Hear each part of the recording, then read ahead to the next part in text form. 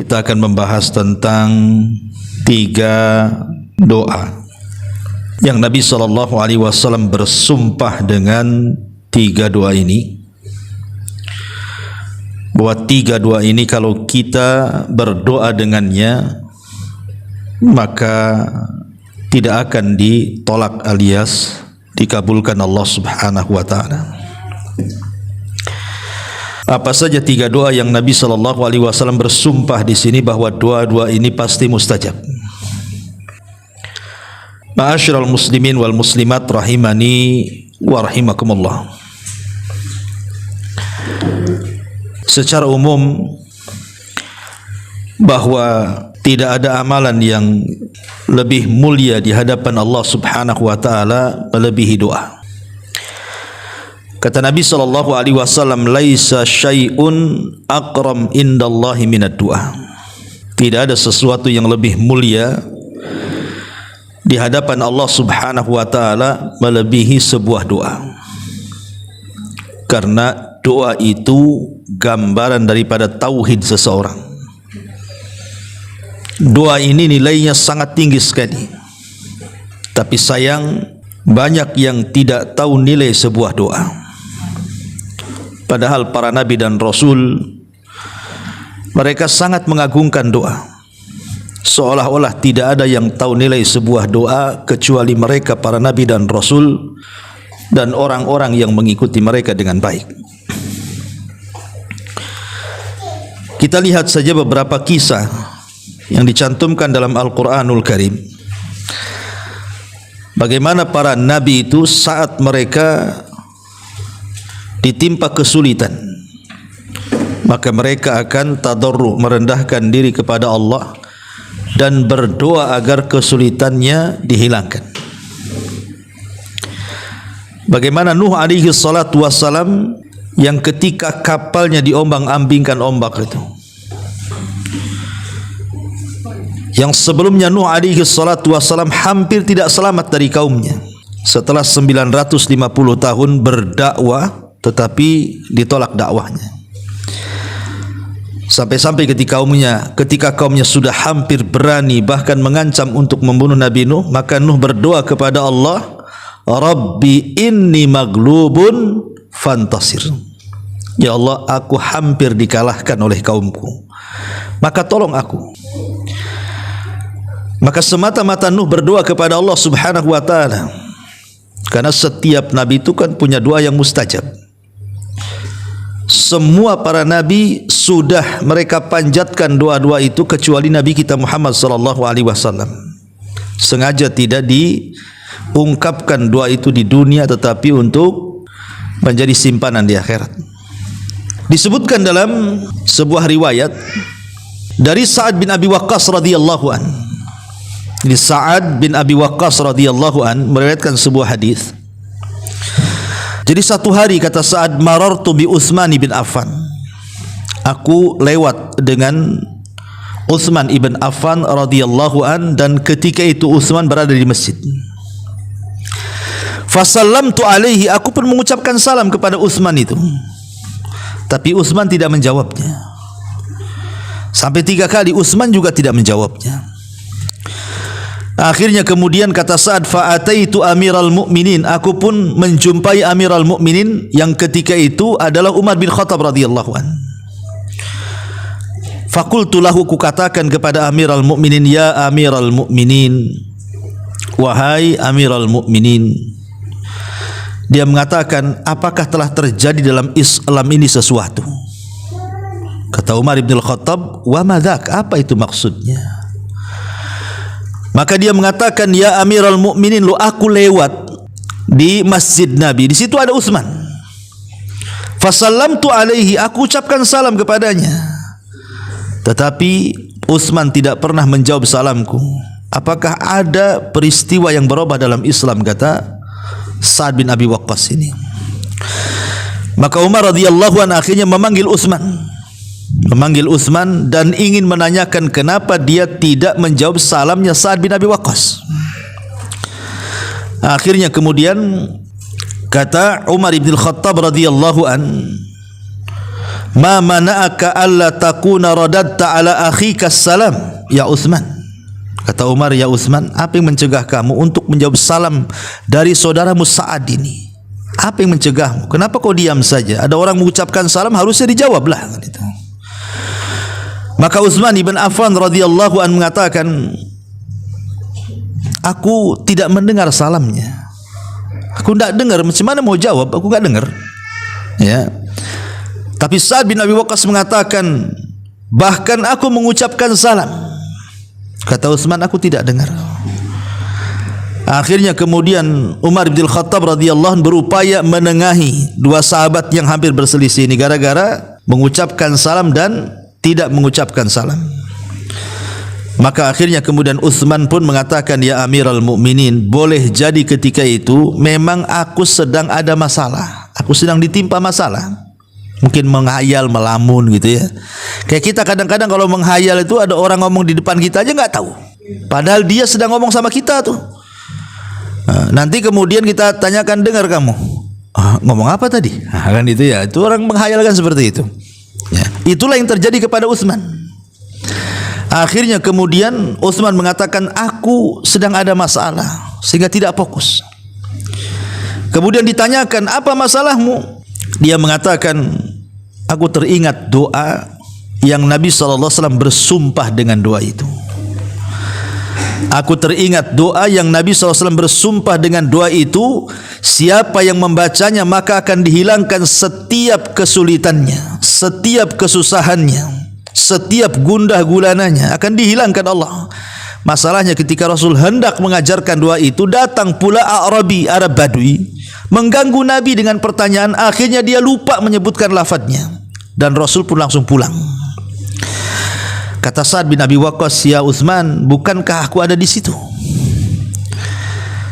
Aku kejar Nabi SAW dan aku pun penasaran apa lafadznya. Akhirnya kemudian aku ikuti Rasul di belakangnya sampai ketika Rasul masuk ke rumahnya, aku ketuk tuh pintunya dan aku katakan, ya Rasulullah, doa apa yang anda maksud sampai anda bersumpah dengan doa itu bahwa siapapun yang berdoa dengan doa itu pasti akan dihilangkan dari kesulitannya? Maka Nabi SAW kemudian mengatakan, na'am ya Sa'ad, da'watu Dhinnun idh huwa fi batnil hud, la ilaha illa anta subhanaka inni kuntu minadh dhalimin, fa innahu lam yad'u biha muslimun rabbahu fi syai'in qad illa istajaba lahu. Kata Nabi SAW kepada Sa'ad, dakwahnya atau doanya Dhinnun, pemilik ikan. Siapa maksudnya? Nabi Yunus. Maksudnya doanya Nabi Yunus ketika berada dalam perut ikan. La ilaha illa anta subhanaka inni kuntu minadh dhalimin. Kata Rasul, tidaklah seseorang berdoa, tidaklah seorang muslim berdoa dengan doanya Dhinnun, Yunus alaihi salatu wassalam, untuk meminta sesuatu kecuali pasti diijabah Allah Subhanahu wa taala. Ma'asyiral muslimat yang dimuliakan Allah Subhanahu wa taala, dari sini kita tahu yang pertama adalah riwayat Sa'ad bin Abi Waqqas, di mana riwayat ini terdapat di dalam Musnad Imam Ahmad. Kemudian juga sebagian ulama ahli tahqiq menghasankannya dan Syekh Albani rahimahullahu taala mensahihkannya dengan lafaz da'watu Dhinnun idza'a wa huwa fi batnil huti la ilaha illa anta subhanaka inni kuntu minadh dhalimin fa innahu lam yad'u biha rajulun muslimun fi syai'in qad illa istajaba Allahu lahu. Doanya Dhinnun, Nabi Yunus, ketika dia berdoa dan dia di dalam perut ikan dengan lafaz la ilaha illa anta, tidak ada sesembahan yang berhak disembah kecuali engkau, subhanaka, maha suci engkau, inni kuntu minadh dhalimin, sesungguhnya aku benar-benar tergolong orang-orang yang melakukan aniaya atau zalim. Kata Rasul, fa innahu lam yad'u biha rajulun muslim, tidaklah seseorang berdoa dan dia seorang muslim fi syai'in qad, meminta sesuatu, illa stajaballahu lahu, kecuali Allah akan kabulkan permintaannya.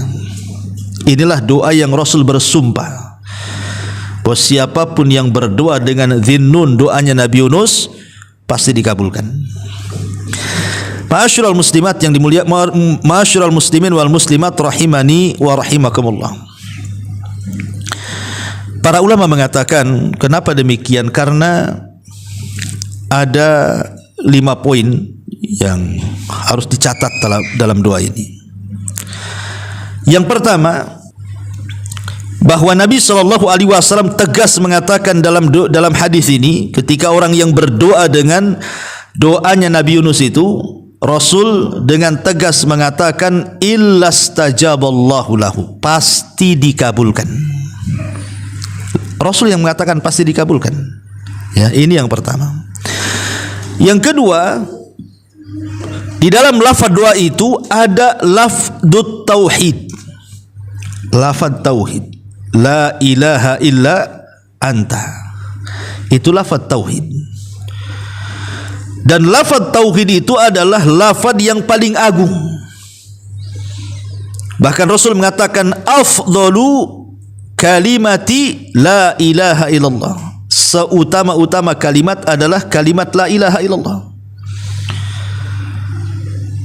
Artinya bahwa tauhid inilah yang menjadikan kemudian lafaz ini menjadi agung. Dan Nabi SAW sampai kemudian dalam riwayat tadi, ketika hiwar antara Sa'ad dengan Utsman ibn Affan radhiyallahu an, di situ Nabi SAW menjanjikan siapapun yang membaca doa ini, maka dia akan keluar dari kesempitan dan kesulitan hidup. Ini yang kedua. Yang ketiga,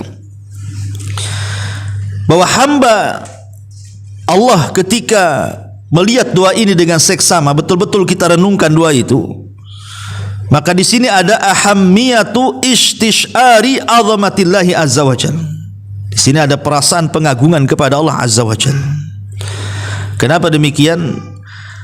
Pertama, di situ ada kalimat tauhid, la ilaha illa anta. Yang kedua ada kalimat at-taqdis, subhanak, pensucian Allah. Dan yang ketiga ada kalimat inkisar, merasa rendah dirinya kita di hadapan Allah, bahwa kita ini makhluk yang mudah melakukan dosa dan kezaliman. Makanya ketika kita pahami 3 makna ini, harusnya muncul kepada hati kita ini perasaan istishar bi azamatillah, lebih mengagungkan Allah Subhanahu wa taala. Kemudian yang keempat, bahwa tashtamilu syighatad du'a ala asbabil ijabati wa hiyal imanu billahi wahda. Karena dalam doa itu ada lafaz yang menyebabkan kenapa doa itu dikabulkan, karena di situ ada kalimat al-imanu billah, ada keimanan yang kuat kepada Allah dengan tauhid tadi. Dan yang terakhir di sini, di antara sebab kenapa doa ini sangat mustajab, karena di sini ada inkisar tadi. Kita ini menghambakan betul-betul kepada Allah. Kita merasa bersalah dari dosa-dosa yang kita lakukan, dan kita pasrah kepada Allah Subhanahu wa taala. Dengan sebab itulah maka Allah Subhanahu wa taala mengabulkan doanya. Makanya Nabi SAW sampai bersumpah. Jadi sebenarnya Rasul tidak perlu bersumpah kan? Ngapain Rasul bersumpah? Bukankah setiap ucapan Nabi SAW itu wahyu? Wa mayantiku anil hawa in huwa illa wahyun yuha. Tidaklah Rasul berucap dengan hawa nafsunya, yang Rasul ucap itu adalah wahyu yang diwahyukan kepadanya. Lalu ngapain Rasul bersumpah? Pada Rasul itu sadiqul masduq, dibenarkan ucapannya. Tidak lain ketika Nabi bersumpah dengan doa ini pasti dikabulkan, menunjukkan apa? Keagungan doanya Nabi Yunus alaihi salatu wassalam. Tapi apakah kemudian doa ini khusus untuk Nabiullah Yunus alaihi salatu wassalam? Tidak. Kenapa demikian? Karena Allah Subhanahu wa taala berfirman di sini. Apa firman-Nya? Allah Subhanahu wa taala mengatakan, "Wa dhannuni idz dhahaba mughadiba fa dhanna an lan naqdira alayhi fanada fi dhulumati alla ilaha illa anta subhanaka inni kuntu minadh dhalimin." Dalam ayat yang lain Allah mengatakan, fastajabna lahu wa najjaynahu minal gham wa kadzalika nunjil mu'minin. Kata Allah Subhanahu wa taala, dan Dhannun, maksudnya Yunus alaihi salatu wasalam. Dhannun itu ketika dia pergi marah dari kaumnya. Karena begini, Yunus ini dia diutus oleh Allah Subhanahu wa taala ke sebuah negeri namanya Nainawa. Nabi Yunus itu diutus oleh Allah ke sebuah negeri namanya Nainawa. Di mana Nainawa? Di Irak. Ya, itulah areal dakwahnya Nabi Yunus, daerah Irak. Di satu perkampungan namanya Nainawa. Jumlah perkampungannya banyak, artinya jumlah kaum Yunus itu banyak sekali. Ya. Dan Nabi Yunus alaihi salatu wasalam sama dengan para nabi setelah dan sebelumnya, berusaha mendakwahkan tauhid kepada kaumnya. Tetapi begitulah terkadang penerimaan dakwah para nabi tidak semua diterima. Rupanya satu kaum itu tidak ada yang beriman kepada Nabi Yunus. Ini ujian. Akhirnya Nabi Yunus alaihi salatu wassalam saking marahnya mengancam kepada kaum Nainawa, kalau kalian tidak beriman dalam 3 hari akan turun azab kepada kalian. Ditunggu sehari tak nampak azab, ditunggu 2 hari tak nampak azab. Akhirnya ketika mau masuk hari ketiga, Yunus pun pergi. Rupanya di hari ketiga, di saat Nabi Yunus pergi meninggalkan kaumnya melihat tanda-tanda azab itu. Akhirnya ketakutan, beriman semuanya, tapi Nabi Yunus tidak tahu karena sudah pergi masalahnya. Ya. Makanya Nabi Yunus akhirnya mencari daerah baru. Naiklah dia kepada sebuah perahu. Tiba-tiba Allah takdirkan perahu ini berhenti di tengah lautan. Akhirnya nampak ada ikan besar yang mengitari perahunya itu. Semua manusia ketakutan. Semua manusia ketakutan. Dan mereka harus mengorbankan 1 orang supaya dikasih makan ikan, supaya ikannya menjauh dan tidak mencelakakan semuanya. Akhirnya terjadilah undian di sini, dikoclok bahasa kitanya ya. Kira-kira siapa yang berhak untuk dilemparkan ke dalam lautan untuk menjadi mangsa ikan itu, supaya ikan ini menjauh. Ya. Akhirnya kemudian setelah dikocok gitu ya, kayak ibu arisan tuh, keluar pula Nabi Yunus itu namanya. Orang-orang mengatakan janganlah, zahirnya dia orang soleh, bagus yang lain saja yang keluar namanya, bagus preman aja dikorbankan. Tetapi dikocok lagi, Yunus lagi yang keluar, Yunus lagi yang keluar. Nabi Yunus baru sadar, mungkin ini kesalahan dia, meninggalkan kaumnya padahal belum diizinkan Allah Azza wa Jalla. Akhirnya dia pun melemparkan diri dari kapal itu, langsung ditelan ikan. Tapi Allah Subhanahu wa taala sudah perintahkan kepada ikan itu, telan jangan kunyah katanya. Kalau dikunyah habislah. Ya, akhirnya ditelan saja. Masuklah di perut ikan. Kemudian ikan itu meninggalkan perahu itu, kemudian masuk ke dasar lautan. Tidak dijelaskan berapa hari, berapa minggu, berapa bulan, wallahu a'lam. Nabi Yunus itu di perut ikan itu. Yang jelas setiap ikan itu masuk ke dasar lautan, Yunus mengalami 3 kegelapan. Kegelapan perut ikan, kegelapan dasar lautan, kegelapan tengah malam. Secara logika harusnya Yunus meninggal. Tapi ya Nabi Yunus alaihi salatu wasalam, dia tahu bahwa dia tidak mungkin selamat dari perut ikan itu. Dan tidak ada siapapun yang akan menolong dia. Sehingga dia betul-betul yakin dengan Allah Subhanahu wa taala bahwa dalam kondisi seperti itu tidak ada yang bisa menolong kecuali Allah. Tidak ada yang bisa menyelamatkan kecuali Allah. Akhirnya Nabi Yunus alaihi salatu wasalam terus memanjatkan kepada Allah sebuah doa dan juga zikir yang terus diulang-ulang dalam perut ikan itu. Apa itu? La ilaha illa anta subhanaka inni kuntu minadh dhalimin. Maka ketika Nabi Yunus terus berdoa dengan doa ini, apa yang terjadi? Fastajabna lahu, maka kami kabulkan doanya. Wa najjainahu, kami selamatkan dia, minal gham, dari gham, dari kesulitan hidup dalam perut ikan tuh. Wa kadzalika nunjil mu'minin, begitu juga kami selamatkan bagi orang-orang yang beriman. Kalimat begitu juga kami selamatkan orang-orang yang beriman menunjukkan bahwa doa itu bukan khusus bagi Nabi Yunus saja, tapi doa itu umum bagi setiap orang yang beriman. Boleh kita baca. Dan khasiatnya sama dengan Doa yang dibaca Nabi Yunus dalam perut ikan, Allah keluarkan Yunus. Kata Allah, falaula minal musabbihin la labisa fi batnil huti ila yaumi yub'atsun. Kalaulah Yunus bukan orang yang ahli tasbih, tentu Yunus akan berada di perut ikan itu sampai kiamat dibangkitkan. Akhirnya Allah keluarkan Nabi Allah Yunus dari perut ikan dan Allah selamatkan. Kata Nabi SAW dalam hadis ini, siapapun yang berdoa dengan doanya Dhinnun Yunus alaihi salam, la ilaha illa anta subhanaka inni kuntu minadh dhalimin, lam yad'u rajulun muslimun fi syai'in qad illa stajaballahu lahu. Tidaklah seorang muslim berdoa dengan doa itu kecuali pasti dikabulkan. Makanya saya sarankan, kalau kita hendak berdoa kepada Allah Subhanahu wa taala, sisipkan doanya Nabi Yunus, gitu maksudnya. Kita mau minta apa nih? Ya. Ibu-ibu yang jomblo pengen kawin, atau yang janda pengen nikah lagi, atau yang ya udah nikah enggak bisa lah, ya. Jadi bapak-bapak, ya, kemudian juga yang sulit ekonomi, yang banyak penyakit ingin disembuhkan, yang pokoknya banyak masalah lah. Hidup ini kan pasti banyak masalah, tidak mungkin gak ada masalah. Setiap orang itu pasti punya masalah, entah masalah kesehatan, entah masalah ekonomi, entah masalah keluarga, entah masalah itu banyak, dengan anak, dengan orang tua, dengan suami, dengan pasangan, dengan tetangga, dengan rekan kerja dan begitu seterusnya. Semua orang punya masalah. Artinya kalau kita minta kepada Allah untuk masalah kita dihilangkan, selipkan doanya Nabi Yunus ini. La ilaha illa anta subhanaka inni kuntu minadh dhalimin. Minta apa di situ? Langsung kita minta kepada Allah. Setelah kita membaca doanya Nabi Yunus alaihi salatu wassalam. La ilaha illa anta subhanaka inni kuntu minadh dhalimin. Ya Allah, kabulkanlah saya perlu ini, perlu itu, perlu ini, dan begitu seterusnya.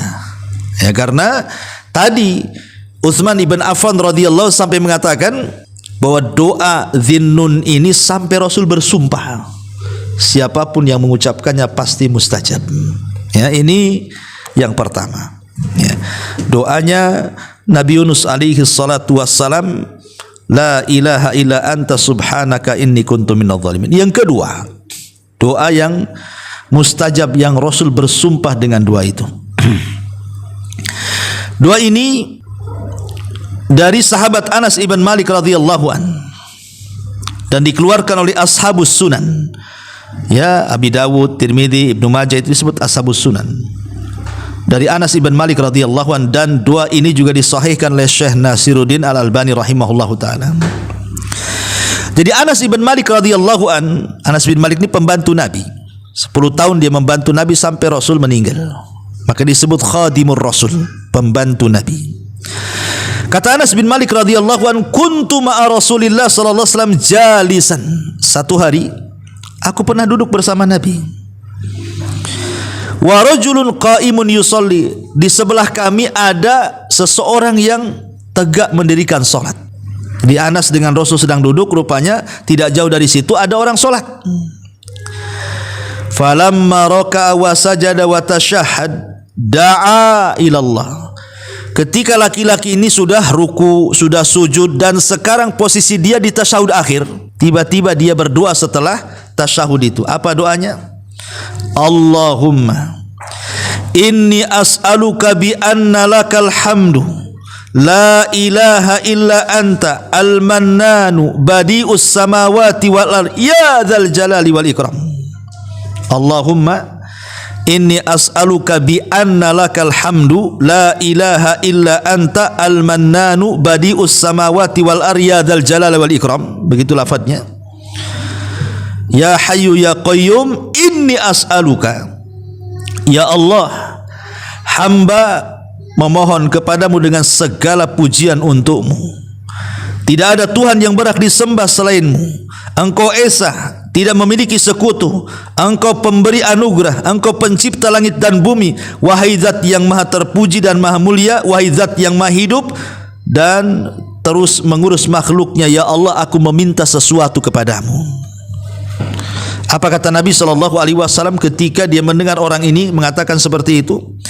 Kata Nabi SAW, walladhi nafsi biyadi. Di sini sumpahnya, walladhi nafsi biyadi. demi zat yang jiwaku berada di tangannya. Ini arti kalimat sumpah. Demi zat yang jiwaku berada di tangannya. Rasul bersumpah nih, ya. Laqad Allah bismihil a'zam. Laqad Allah bismihil azim. Alladzi idza du'iya bihi ajab wa idza su'ila bihi a'ta. Sungguh orang itu telah berdoa dengan nama Allah yang agung, yang apabila dia berdoa dengan lafaz itu pasti dikabulkan, yang apabila dia meminta dengan doa itu pasti akan diberikan permintaannya. Lihat, Rasul menjanjikan dua perkara di sini. Siapa yang berdoa maka dikabulkan, siapa yang meminta maka akan diberi. Apa doanya? Allahumma inni as'aluka bi anna lakal hamdu la ilaha illa anta al-mannanu badi'us samawati wal ar ya dzal jalali wal ikram ya hayyu ya qayyum. Hafal Bu? Hah? Enggak hafal? Oke. Sekarang kita rame-rame, ya. Allahumma inni as'aluka bi anna lakal hamdu la ilaha illa anta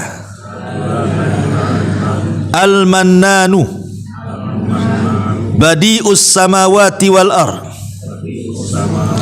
ya dzal jalali wal ikram ya hayyu ya qayyum.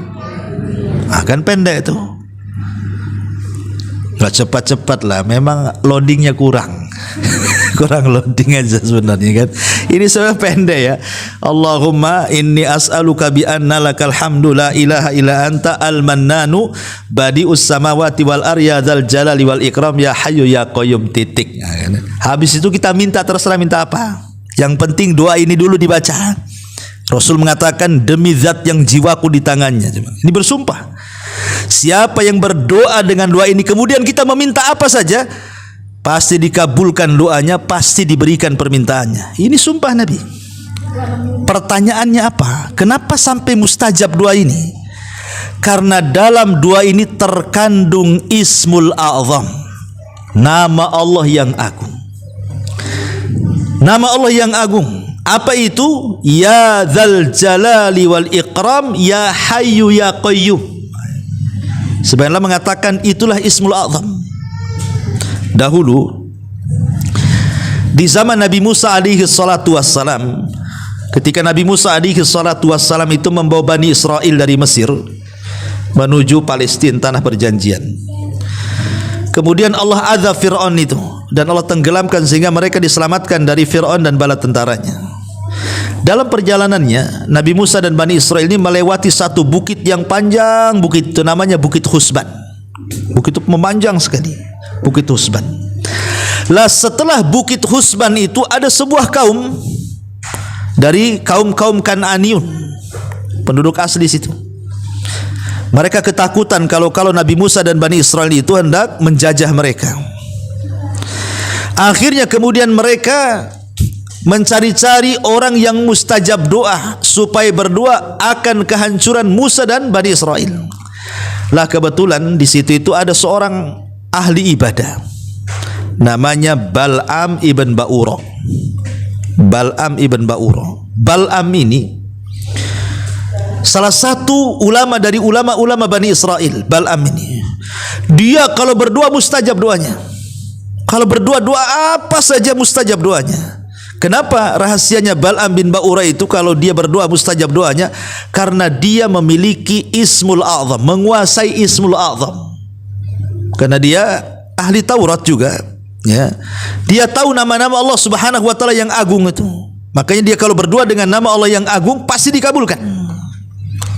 Tapi masalahnya ketika para pembesar Kan'an ini datang kepada Bal'am, ya Bal'am, bukankah engkau mustajab doa? Doakanlah kehancuran kepada Musa dan kaumnya, katanya. Jangan-jangan dia datang hendak menjajah kami. Kata Bal'am, celaka engkau, yang aku doakan ini bukan orang biasa. Dia ulul azmi, dia rasul, dia nabi. Ya, enggak mau katanya. Tapi hari-hari kemudian para pembesar ini datang dengan harta, dijanjikan kedudukan, jabatan, macam-macam leleh pula di akhirnya. Mau pula dia mendoakan Nabi Musa dan kaumnya. Akhirnya mulailah dia berdoa. Masalahnya salah tempat. Yang dia doakan itu Nabi. Masa Nabi didoakan kecelakaan, mana dikabulkan Allah? Akhirnya kemudian setiap Bal'am ini berdoa kepleset-pleset tuh doanya. Yang harusnya dia berdoa, ya Allah hancurkan Musa dan kaumnya, kepleset, ya Allah hancurkan kaum Kan'an dan orang-orang yang congkak dan sombong itu. Marahlah orang-orang Kan'an itu, ya Bal'am, kami kasih harta, kasih ini, kasih itu, kau suruh berdoa kehancuran Musa, kenapa kau balik pula kehancuran itu doa kepada kami, katanya. Kata Bal'am, tak tahu kok kepleset-pleset gini lidahku, katanya. Ya. Akhirnya kemudian kata Bal'am, khasirat dunya wal akhiru, aduh kalau gini aku rugi dunia akhirat nih, katanya. Kenapa? Sudah tidak mustajab doanya. Yang kurang ajar dia mendoakan kehancuran Musa. Karena sudah mandi, sudah basah kuyup sekali lah. Dia mengatakan, ya sudah gini saja, kita cari cara lain. Jangan doa-doa sudah enggak mujarab lagi. Dengan cara apa? Utus wanita kalian, gadis, anak-anak gadis kalian, kasih cantik dia, kasih rapih dia, kasih molek dia supaya terfitnah tuh Bani Israel. Cukup satu orang Bani Israel kalau sampai ada yang berzina itu cukup, katanya. Diutuslah itu akhirnya. Lah Musa ini kan musafir dengan Bani Israel ke tanah perjanjian. Akhirnya kemudian gadis-gadis Kan'an ini mereka berjalan ke Bukit Husban, entah membawa dagangan makanan atau apa, menawar-nawarkan. Ada pula yang jatuh cinta satu di situ. Akhirnya terjadi zina. Ketika terjadi perzinahan itu turunlah taun kepada mereka. Dan tidak dicabut penyakit itu sampai diketemukan siapa pezinanya, kemudian dibunuh baru dihilangkan penyakitnya. Tapi maksud saya itu bagaimana Bal'am ini doanya mustajab. Kenapa? Karena dia menguasai Ismul A'zam. Ya tentu Ismul A'zam di zaman dulu, dalam kitab-kitab dulu Taurat, Injil dan Zabur akan berbeda dengan Ismul A'zam yang ada dalam Asmaul Husna yang kita senantiasa hafal. Lah Asmaul Husna itu kan 99, walaupun itu bukan batasan. Tapi dalam Asmaul Husna itu ada nama-nama Allah yang disebut dengan Ismul A'zam, yang kalau kita berdoa bertepatan dengan Ismul A'zam itu maka akan mustajab. Lah sebagian para ulama ada yang mengatakan Ismul A'zam itu adalah Ya Dzal Jalali wal Ikram. Ada juga yang mengatakan Ya Hayyu Ya Qayyum. Ada yang mengatakan Allah, ya. Dan ini tiga-tiganya terkandung di sini. Kalau seandainya ada yang mengatakan Allah, Allah ada di situ. Kalau ada yang mengatakan Ya Dzal Jalali wal Ikram, di situ juga ada kalimat Ya Dzal Jalali wal Ikram. Kalau yang mengatakan Ya Hayyu Ya Qayyum, di situ juga ada kalimat Ya Hayyu Ya Qayyum. Berarti pasti di antara tiga nama ini ada Asmaullahil A'zam. Makanya kenapa Rasul sampai bersumpah di sini, demi zat yang jiwaku di tangannya, siapapun yang berdoa di sini, kalau dia berdoa diijabah, kalau dia minta pasti dikasih. Makanya kata Nabi SAW, alidhu biyadzal jalali wal ikram. Perbanyak oleh kalian mengucap kalimat Ya Dzal Jalali wal Ikram. Contohnya begini, ya Allah aku mau usaha, tolonglah mudahkan usaha saya, Ya Dzal Jalali wal Ikram. Begitu ya. Ya Allah saya ini mau safar, mudah-mudahan selamat sampai tujuan, Ya Dzal Jalali wal Ikram. Ya, ya Allah saya ini baru buka usaha, janganlah gulung tikar, kalau bisa bentang-bentang lah tikar tuh, Ya Dzal Jalali wal Ikram. Begitu maksud. Perbanyak setiap doa itu diakhiri dengan kalimat Ya Dzal Jalali wal Ikram, gitu maksudnya. Karena ada sebagian ulama mengatakan Ya Dzal Jalali wal Ikram itu adalah Ismul A'zam, tapi ada juga yang mengatakan bukan itu, tapi Ya Hayyu Ya Qayyum. Ismul A'zam itu Ya Hayyu Ya Qayyum. Ya, dan begitu seterusnya. Tapi di sini maknanya, maksudnya ketika kita berdoa dikabulkan, ketika kita meminta diberi itu kapan? Saat kita berdoa dan menyelipkan doa ini, Allahumma inni as'aluka bi anna lakal hamdu la ilaha illa anta al-mannanu badi'us samawati wal ardh ya dzal jalali wal ikram ya hayyu ya qayyum. Setelah itu silahkan minta apa saja yang kita minta kepada Allah. Maka kata Rasul, kalau dia berdoa dikabulkan, kalau dia minta pasti akan diberikan permintaannya. Ini yang kedua. Yang ketiga, ya, di antara doa yang Rasul bersumpah juga pasti akan dikabulkan, hadis yang terdapat dalam Sunan Tirmidzi dan juga disahihkan oleh Syekh Nasiruddin Al-Albani. Hadis ini dari sahabat Buraidah ibn Husayb Al-Aslami radhiyallahu an. Jadi dia menceritakan sami'an Nabi sallallahu alaihi wasallam rajulan yad'u. Satu hari Rasul pernah mendengar ada seorang sahabat berdoa. Satu hari Rasul mendengar ada seorang sahabat berdoa. Dalam doanya sahabat ini mengatakan, Allahumma inni as'aluka bi anni ashhadu annaka antallah la ilaha illa antal ahadus samad lam yalid wa lam yu'alladzi lam yalid wa lam yulad wa lam yakul lahu kufuwan ahad. Ini agak mudah karena ada surat Al-Ikhlasnya, Bu ya. Ya. Dan kita ibu hafal Al-Ikhlas, masa tak hafal kan itu. Allahumma inni Oke, kita baca sama-sama ya.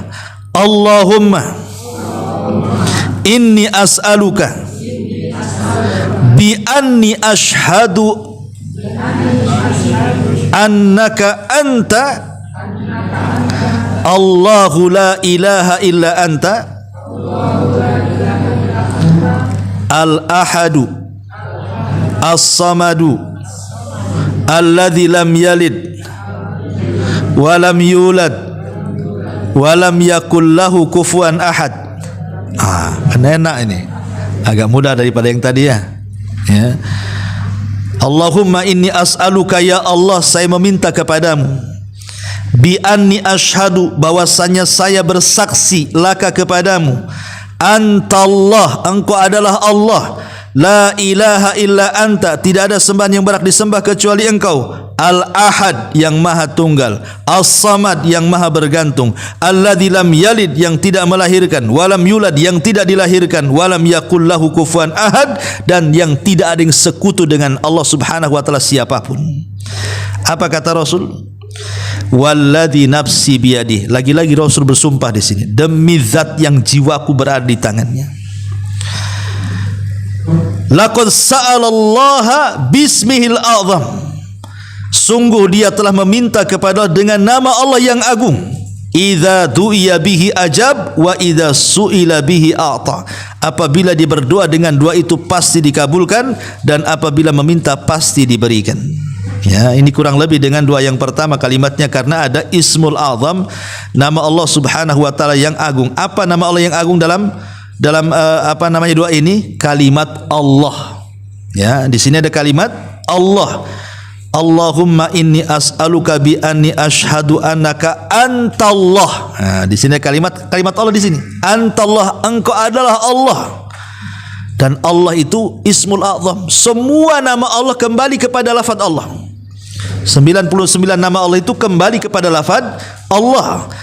Makanya karena ada kalimat Allah, maka Rasul mengatakan, maka sungguh orang yang berdoa itu telah menyebut Ismul A'zam, demi zat yang jiwaku berada di tangannya. Kalau dia berdoa dikabulkan, kalau dia minta pasti akan diberikan. Maka kalau kita hendak berdoa kepada meminta sesuatu, syukur-syukur kalau tiga-tiganya ibu baca. Ya, tiga-tiganya ibu baca. Maksudnya pertama, ibu baca doanya Nabi Yunus, la ilaha illa anta subhanaka inni kuntu minadz zalimin. Kemudian setelah itu ibu baca lagi, Allahumma inni as'aluka bi anna lakal hamdu la ilaha illa anta al-mannanu badi'us samawati wal ard ya dzal jalali wal ikram ya hayyu ya qayyum. Kemudian baca lagi di sini, ya, Allahumma inni as'aluka bi anni asyhadu laka antallah la ilaha illa anta al-ahadus samad alladzi lam yalid wa lam yulad wa lam yakul lahu kufuwan ahad. Nih, tiga-tiga ini baca, baru kita minta. Terserah minta apa saja. Ya, ini luar biasa. 3 doa yang Rasul bersumpah di situ. Jarang-jarang Rasul bersumpah tuh. Ya, kecuali di 3 doa ini. Maka inilah 3 doa yang luar biasa, yang kalau kita berdoa dengan 3 doa ini, kata Nabi SAW, pasti dikabulkan. Pasti dikabulkan. Tetapi yang jadi catatan adalah, ketika kita berdoa kepada Allah Subhanahu wa taala, pertama harus ada pengagungan kepada Allah, kerendah dirian kita di hadapan Allah, bahwa Allah lah satu-satunya tempat bergantung kita. Jangan kita berdoa kepada Allah tapi hati kita kepada selain Allah. Itu tidak akan dikabulkan walaupun baca 3 doa ini. Ya, tetap hatinya digantungkan kepada Allah. Jangan digantungkan kepada makhluk. Ini yang pertama. Yang kedua, harus yakin. Wa antum muqinuna bil ijabah, harus yakin. Jangan main coba-coba. Saya baru dengar nih kajian Ustaz Abu Meroh, saya coba-coba nanti malam lah. Jangan coba-coba. Ini bukan untuk coba-coba. Ya, harus ada keyakinan. Kita meminta kepada zat yang yakin adanya Allah. Jangan kemudian kita beribadah dengan keraguan. Allah itu yakin adanya, maka meminta dengan keyakinan. Yakin kalau kita berdoa dengan doa ini pasti dikabulkan. Mantap, ya kan? Yakin, jangan pakai coba-coba. Cobalah. Kalau mujarab lanjut, kalau mujarab ini enggak beres Abu Meroh ini, ya. Bukan seperti itu. Karena Allah tidak akan mengabulkan doa min qalbin lahin, dari hati yang lalai yang tidak ada keyakinan. Harus yakin, ya, dengan doa ini. Kemudian yang ketiga juga secara umum, ya, secara umum maknanya jauhi hal-hal yang bisa doa itu tertolak di hadapan Allah Azza wa Jalla. Seperti isi doanya, jangan sudah habis baca doa tiga ini, umpamanya doa la ilaha illa anta subhanaka inni kuntu minadz zalimin, kemudian yang kedua, yang ketiga, habis itu ya Allah hancurkan usaha orang sebelah. Enggak boleh, ya. Betul dia tiga doa ini mantap, setelahnya disuruh pula ya Allah hancurkan orang sebelah itu. Ya Allah kasihlah penyakit tetangga sebelah itu. Ya. Ya jangan, tidak boleh, ya, karena doa kalau terkandung dosa atau memutus silaturahim tidak akan dikabulkan walaupun mukadimahnya sudah bagus. Jadi jangan ada hal-hal yang bisa menghalangi terkabulkannya doa, seperti isi doanya tadi terkandung dosa, terkandung memutus silaturahim, ya, maka jauhi. Ataupun kita memudah-mudahkan dengan perkara yang haram, ya, memakan yang haram, minum haram, pakaian dibeli dari yang haram, dan begitu seterusnya. Karena ini jadi penolak jadinya, kan. Kata Nabi SAW, ada seorang laki-laki di zaman dulu tangannya sampai ke atas, padahal dia seorang musafir, dia sedang sulit, dia terus memanjatkan ya Rob, tapi tidak dikabulkan doanya. Kata Nabi SAW, bagaimana akan dikabulkan doanya? Padahal orang ini punya banyak syarat untuk dikabulkan doa, tapi tidak dikabulkan doanya. Ya bagaimana kata Rasul dikabulkan? Makanan yang makan haram, minuman yang dia minum haram, pakaian yang dia pakai haram, dan dia dibesarkan dari benda yang haram. Fa kaifa yustajabulah, bagaimana akan dikabulkan? Ya, jadi tetap juga harus mengacu kepada etika-etika doa secara umum. Lebih bagus lagi kalau doanya itu satu di tempat yang mustajab, kedua di waktu-waktu yang mustajab. Lebih mantap lagi di sepertiga malam akhir, antara adzan dan qomat, ketika turun hujan, ketika musafir, dan begitu seterusnya, ya. Jadi itu lebih mantap lagi. Atau mungkin kita gunakan untuk doa dalam sholat. Setelah tentu ya yang jelas-jelas dulu dibaca. Mungkin kita bisa ambil dalam sujud. Kalau ibu sholat sendiri, ya, dalam sujud, setelah kita membaca subhana rabbiyal a'la wa bihamdi, subhana rabbiyal a'la wa bihamdi, subhanallah, baru baca doa ini, kemudian kita meminta, ya. Atau di akhir tasyahud, setelah meminta 4 perlindungan, kan, ya, min adzabi jahannam wa min adzabil qabri wa min fitnatil mahya wal mat wa min syarri fitnatil dajjal. Bacalah la ilaha illa anta, ini subhanaka inni kuntu minadz zalimin, kemudian ibu minta sesuatu. Nah, itu lebih baik lagi di tempat-tempat yang bagus, kan, ketika sholat atau di sepertiga malam. Dan begitu, yang jelas bahwa kenapa kemudian doa ini dilebihkan di antara doa-doa yang lainnya, karena Rasul bersumpah, masalahnya di situ, ya. Kalau doa lain kan Rasul tidak bersumpah. Rasul yang mengatakan, ya memang kalau anda berdoa seperti ini mustajab. Tapi yang sampai bersumpah, ya ini doa-doa ini aja. Yang Rasul sampai bersumpah, kalau kita menyebutkan atau membaca doa ini kemudian meminta sesuatu, maka akan diijabah oleh Allah Subhanahu wa taala. Wallahu a'lam.